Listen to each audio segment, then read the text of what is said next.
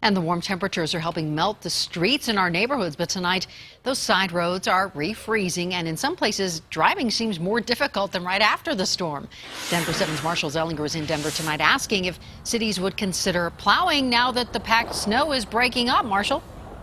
Leanne, watch this car behind me. I'll let that tell the story. It's actually an SUV, so it probably made it a lot easier. These roads refroze tonight. 4 or 5 hours ago, I'd be standing in slush. You can see all these chunky areas that could just be taken away with a plow. So tonight we asked multiple cities if they'd consider plowing side roads again to make it easier to drive on the weekend and keep you from crashing into a curb.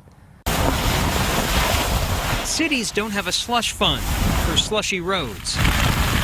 Many residential roads now look like this, a mix of slush and chunky, hard-packed areas, which can be damaging to cars going from unplowed roads to plowed, or vice versa. Our average right now is anywhere from $1,800 to $2,200 for a light impact. Dave Stevenson at Mako Collision Repair on Colfax showed us what drivers end up damaging from their own doing, or unplowed, uneven roads. We see a lot of side impacts, damage to the suspension, and a lot of undercarriage damage. On Tuesday night, Denver Public Works did plow residential roads, even though a foot of snow had not fallen. We found out a 12-hour shift for residential roads costs about $50,000 in overtime and fuel. Residential snow plowing does cost money, and so when we authorize that, we want to make sure it's a good use of money. Travis Greiman runs Public Works in Centennial, which will plow residential roads if 9 inches falls and there's a week of cold temperatures after.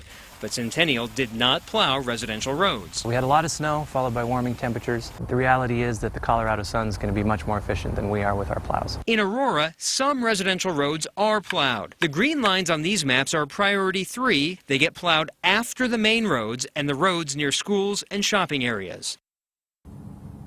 Now, when this starts to melt again in the morning, you can see this divot right here. This is the danger area. So let's say you have a plow for your pickup, or you just have a shovel and you want to clear away on your roadway. I asked the multiple cities, Denver, Centennial, Aurora, if you can do that.